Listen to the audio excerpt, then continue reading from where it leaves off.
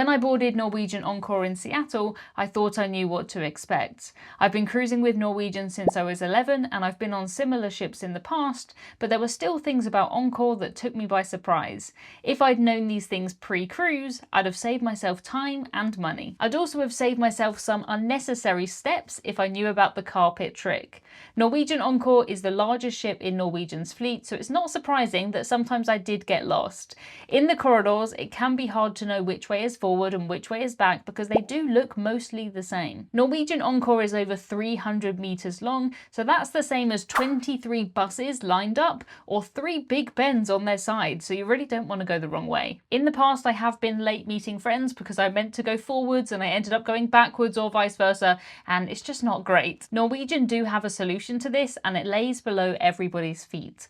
Along the passenger corridors, the carpets have fish on them, and almost all of these fish are swimming forward. I say almost always because I can't be sure that there isn't one cheeky little fish that's going the other way. I took a cruise on the Norwegian Sun and there was one red fish that was going backwards, a very independent little fish. I never saw any going the other way on Encore, but I didn't walk along every single corridor of the ship, so I can't say for sure because that would take ages. On some of the newer Norwegian ships, they have triangles on the carpet, and that means the same thing. As well as the fish, Norwegian do have a lot of signs around, and that was useful when we wanted to go to something like the Cavern Club. Located on deck 7, this bar is based on the Cavern Club in Liverpool, where the Beatles famously played. Most days there would be a Beatles cover band in here singing different songs from different eras of the Beatles. As you can see here, the room isn't massive, it's meant to be an intimate venue, but that means it can get busy for the actual Beatles shows. I say actual Beatles, and I of course mean the actual tribute of the Beatles, not the actual Beatles, because that would be a miracle. What we did instead was that we watched the Beatles cover band when they performed in the theatre, and instead watched the house band perform a rock show in here. That meant that we got to experience the room and we got to experience the music, but we didn't have to arrive early or pre-plan our evening. We just wandered in and we took a seat. If you are a massive Beatles fan, by all means arrive early and see the show as it is intended, but if you're like me and you really don't mind at all who you see in what venue, this was a great alternative. There aren't many things that have to be pre-booked on board Norwegian Encore. In fact, the only thing is the main theatre show, Choir of Man. I actually booked my ticket when I checked in at home all the way back in England because I do like to be organised. It is always best to book as soon as possible, of course, but when I got on board, I checked again and I saw that all 4 shows were still available to book, so don't worry if you can't do it pre-cruise. I've wanted to see this show in London for years and it did not disappoint. If you are somebody who likes a drink of beer, they actually handed out free beers at the start of the show. All you have to do is go on the stage to collect one. During the show, they also invited a few people up to dance, so if that is your thing, if you just sit in the first few rows, then maybe you'll be selected. If you're like me, someone who hides at the first sign of audience participation, you can just sit anywhere else and you'll be left alone. The singers and the dancers were fantastic. The show was high energy and all of the seats in the theatre had a great view. The theatre was really the only time on the cruise where we would see everybody together, and it did hold everybody very well. There was bar service and the seats were very comfortable.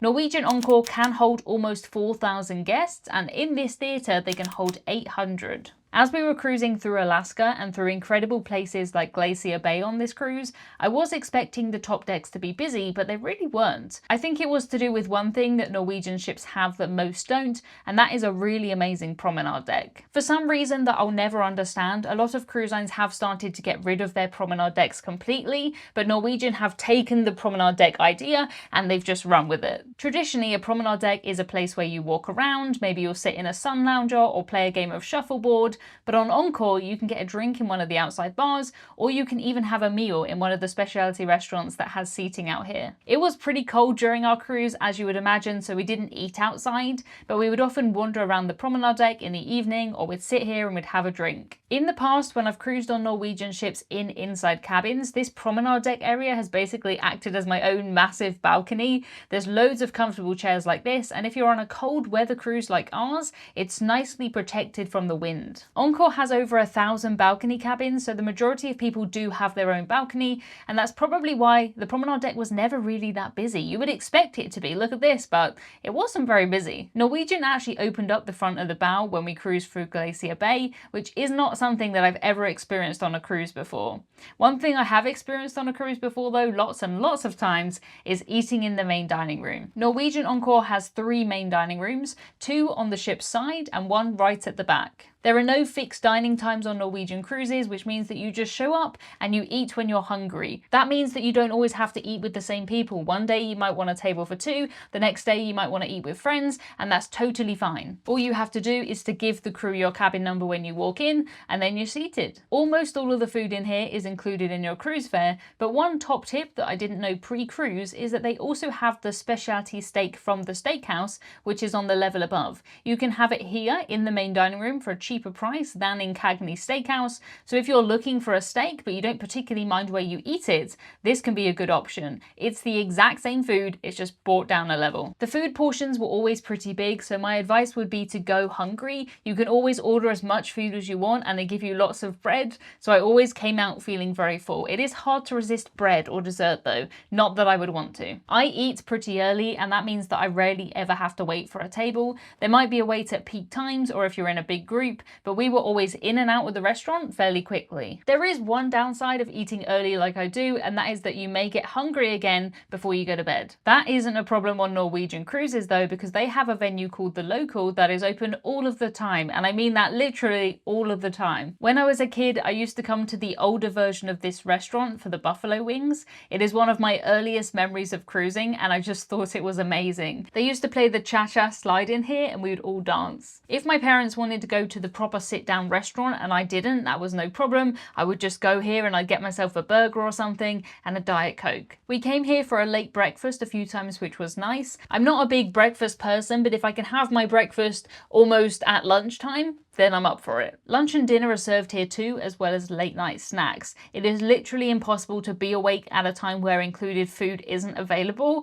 and that is pretty amazing. Norwegian Encore has loads of places to get a drink. We'd often get them by the poolside bar or maybe in the atrium. There's even a Starbucks and a massive observation lounge with lots and lots of comfortable seats and a bar. My personal favourite drink on board and my favourite cruise ship drink that I've ever found anywhere is the raspberry mojito from the Mojito Bar. I first had this cocktail on my first ever cruise alone as an adult way back in 2016. If you're not sure what kind of mojito you would like, they do a little tasting option where you can have a smaller amount of all the most popular drinks. I don't think I've ever tried a drink here that I didn't like, but that is a nice option, particularly if you don't have a drinks package. If you do have a drinks package, you can just work your way through the menu, and if you find one you don't like, it's no big deal. There's no limit on how many drinks you can have on the Norwegian drinks package. This mojito bar is located right in the middle of the ship, so it was a great place to visit after dinner or before a show. If we just came back from an excursion in the afternoon, we might stop here and just pick up a soft drink. I took some incredible excursions on this cruise, including taking a trip on a sled pulled by dogs and travelling on the White Pass Railway into what honestly felt like another world. I still can't believe that this is real. To find out how those excursions work and if I think it's worth going all the way to Alaska to do them, check out this video next. I'll see you over there.